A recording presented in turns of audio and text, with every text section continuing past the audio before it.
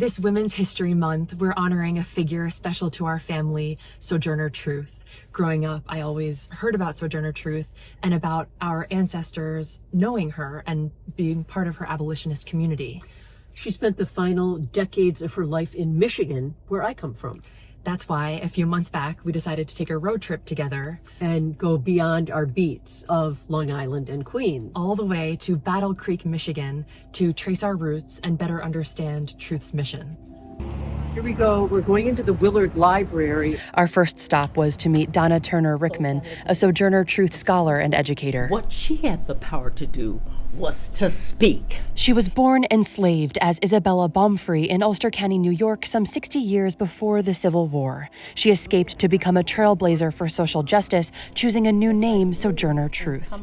Through historical reenactments, Turner Rickman brings Truth's words to life. I am as strong as any man that is now. Truth didn't read or write, but as a traveling orator and preacher, she shared her message across the country. Whether it was for anti-slavery, or abolitionism, suffragism, capital punishment, and it goes on and on and on. Turner Rickman says some of our ancestors in Battle Creek became Truth's transcribers. And your relative, Frances Walling Titus, became a confidant, became like a tour guide, became a corresponding secretary. Something revolutionary happened because they became almost like intertwined, like sisters.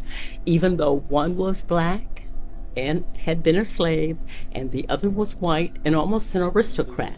At the end of her life in 1883, more than 1,000 people attended Sojourner Truth's funeral. We headed to her burial site to meet my uncle, Matt McLogan, who has kept detailed records for our family. This is a map of Oak Hill Cemetery in Battle Creek, which denotes the grave of Sojourner Truth and the graves nearby of the Austin, Titus, and Moulton families. They helped raise the money for her tombstone here in this cemetery.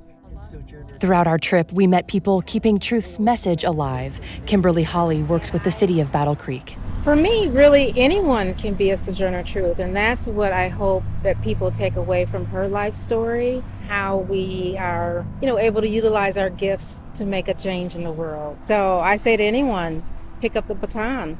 We're proud to know some of our family was there alongside Sojourner Truth, a woman of courage and determination in pursuit of a more just world.